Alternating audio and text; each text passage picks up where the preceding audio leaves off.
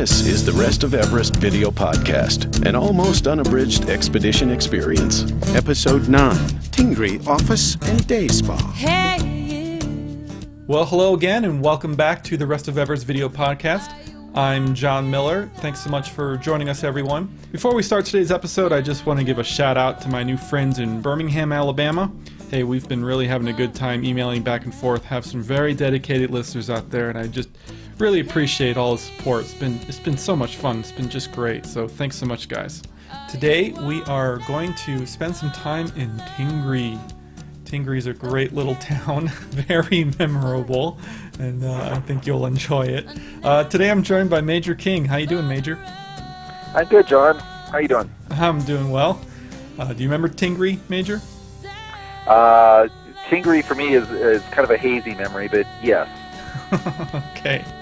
Well, a lot happens in Tingri, and Major has a little day at the spa, and so without further ado, let's go to Tingri.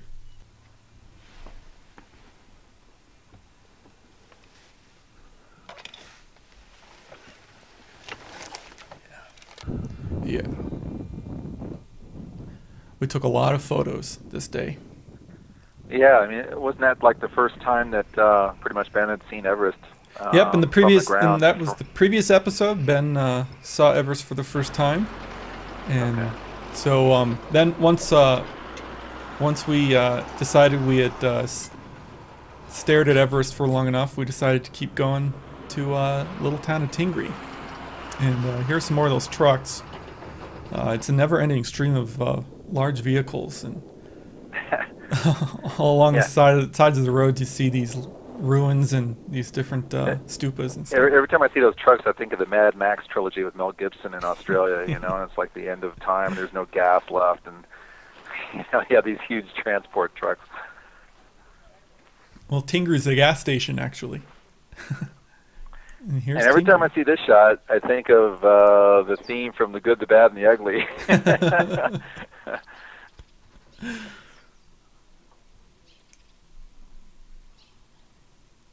Tingri is a town that we stayed in for a few nights to try to acclimatize. Tingri's at about 14,000, maybe a little bit higher than that, 14.2. And so basically what you try to do is you try to just sit around and breathe the thinning air. Try to get yourself used to the increasing altitude, and everyone stops there. It's kind of a place where you sort of get that feeling like, okay, this really is going to happen, and we're just about there, and you know, game is on.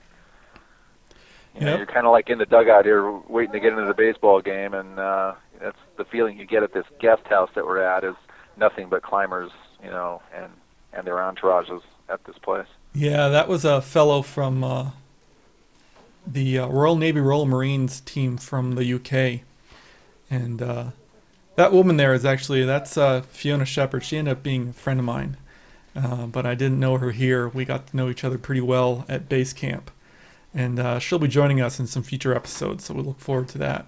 But they were just leaving. They got there a little bit earlier than we did, so they were packing up their vehicle and getting ready to head towards Everest, because the next stop from Tingri is base camp. You just look at this truck and all this gear, and it's like backcountry camping times 20, you know? Yeah.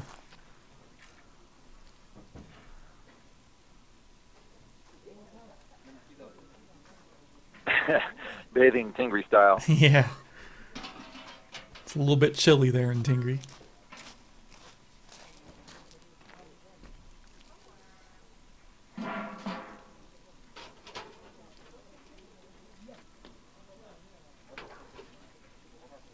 I like watching this stuff. A little power snot there. Got to clean the pipes. Main Street, Tingri. It's a Rush happening hour. place. Yep. I can uncover my 7 news stickers. You know, the funny thing is like, where is everybody? I mean, somebody lives here, right? So where are they? Couldn't tell you. We're just dudes that are here to webcast. That's what we do. Uh-huh. You go, Ben Clark. Yeah, webcast. Yep, we still felt good, although I believe it was not long after this that the the diarrhea started for good old John here. I was heading to the bathroom. I do that in quotation marks. Every 15 kind minutes. Of the beginning of the end for me. and here we are, the Tingri Day Spa. Who knew they had hot springs in Tibet? And of course, it would make sense, but you don't think about it, you don't read about it. But sure enough, there's a hot spring.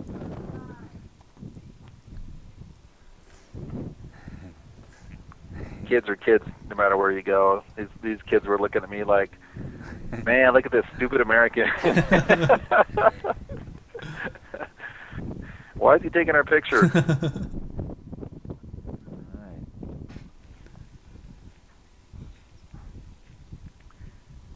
And you went off here on your own. Ben and I stayed behind to organize some gear. Yeah, I paid the extra yen to the driver for a little day trip. Sherpa hanging out at the the Tingri guest house, and I was rewarded with the finest of hot springs in all the land. And actually, it doesn't look like much, but I'll tell you what, it felt pretty dang good. You do the usual thing, you sort of look at the water reflecting in the sunlight and try to figure out where the cleanest part of the pool is, and I did that here, and all the scuzz was on the opposite end, so I tried to minimize my exposure. Right. Well, the other thing to remember is that the ground here in Tingri, in the plains that you see in this valley, is above 14,000 feet.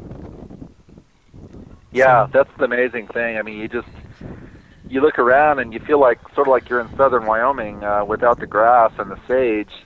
Only the mountains are bigger, but then you got to remember that you're basically doubling the elevation. And that sticker you just saw, I really object to that. That kind of bothered me that our good friends from the UK would put a sticker in a place that otherwise was unmarked for the most part by Western civilization, and didn't think that was appropriate.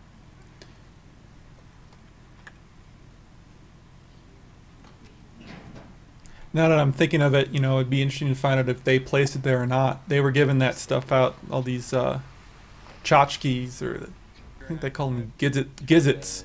Gizzit to me. And they were handing stuff out left and right. I wonder if they did it or someone else did. Yeah, it could be. Again, it's just a reminder that when you travel in faraway lands, if you like those places to stay like they are, then do your best to try not to, have an impact on them and to westernize them and make them less homogeneous than they were. Mm-hmm. Or more homogeneous, I guess I should say. Sure. What's this, John? This is our office.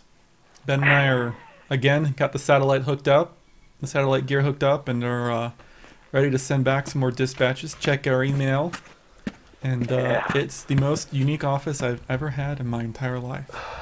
And why is that? I think we're about to Tell find me, out. John. Well, the one thing that the video doesn't capture, Ben and I were just talking about this, is the not-so-hint aroma of human excrement here in our office. Yes, our office today is in There you go. two-hole squatter, one of the finest I've seen in most recent times. Here at 14,000 feet, it's kind of nice. It's an open-air environment. You can take in a really nice view, and it helps to, I think, alleviate some of the aromas that we tend to experience here at high altitude. Ben did relate the story, though, that he was squatting on it this afternoon. Really? And it happened to be fairly windy. And, squatting, part of the process involves toilet paper. And after it's utilized, it's dropped down into the hole. Well, the hole is open underneath. We're on stilts. And apparently the wind was blowing and blew the toilet paper right up between his legs and out. And get out of town. That's just the way it is. That's right. Did that really happen? It did. So you got your Tibetan prayer flags and you got your American prayer flags.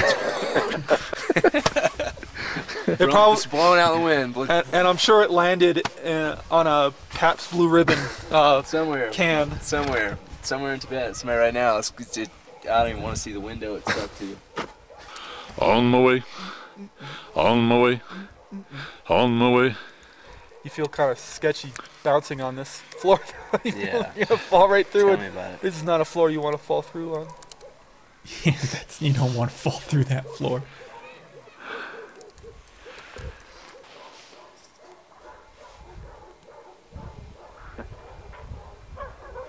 Okay, Ben, so I gotta ask you, we're standing up here in a toilet.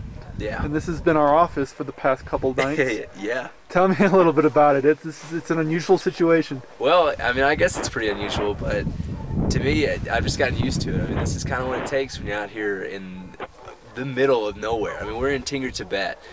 This is the last place on earth where, you know, most people want to come. And this is partly why. I mean, we're in a two-hole open-air toilet, and there's dogs barking everywhere, and you know it's really cold out here. It's about freezing. You can see my breath, and it's amazing because it's like, here I am. This is my office. Like, this is what I do. You know, this is how I do it. We're out, and wherever we can, we set it up. We send it out, and it's there.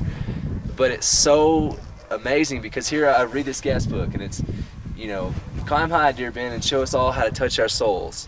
And at the same time I read that, you know, I'm in a two-hole, open air, two-squat, you know, open air toilet.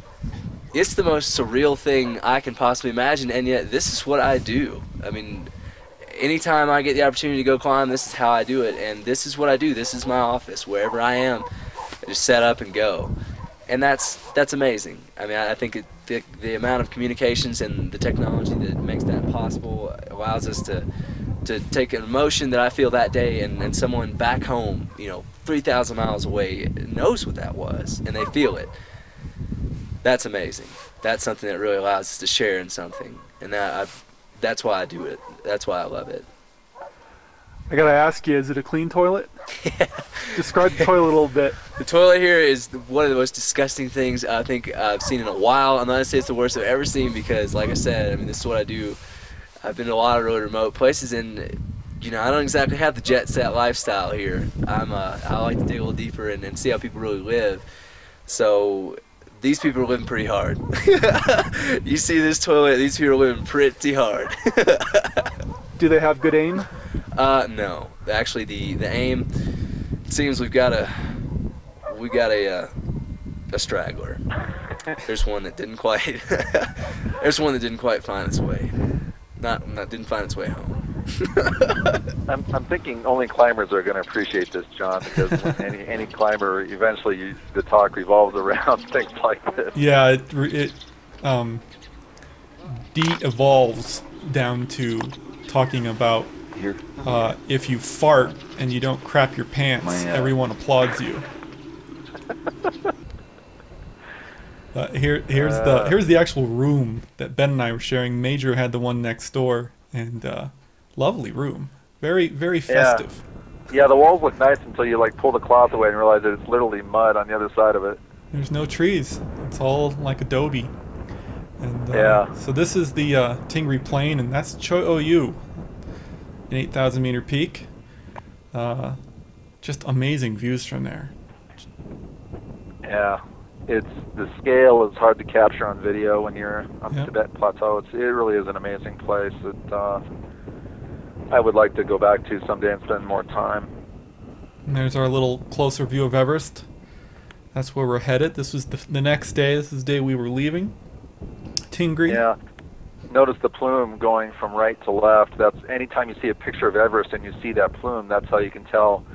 You can quickly tell which side, the mountain, the shot was taken from, the Nepal side or the Tibet side. And it seems like you usually do see a plume up there, yeah? Yep, because the mountain is dipping into the jet stream. Truly amazing stuff. So, well, thanks so much, Major. Really appreciate it. And yeah, as always, John. Lots of fun. Good work. Yeah, next time we get further on towards Everest, and we make the I guess it's a right turn onto the highway that takes us to base camp, and all the different things that happen to us there. Definitely gets us deeper into the whole Tibetan experience. Look forward to showing that to all of you next time. Yeah, we'll see you next time. The Rest of Everest is downloaded all over the world every week. If you enjoy watching and would like to show your support, then take a look at my website. Aside from having lots of additional blog entries from the expedition updated every week, there's this little donation button on every page. Now, many of you have pressed that button, and your generous contributions are helping to cover my hosting fees. If you haven't donated but would like to, then just contribute any amount. In return, I'll give you access to the video and audio dispatches I sent out while we were actually at Everest. It's pretty interesting stuff. Contribute $25 or more, and I'll even throw in an iPod-compatible version of the film Everest the Other Side. That's the project the entire podcast here is based on. As always, our announcer is Marlon May, and our music is provided by Wendy Wu. Check her out at wendywu.com. Thanks so much, everyone, and we'll see you next week. Thank you for watching The Rest of Everest. For more information on the expedition, please visit therestofeverest.com.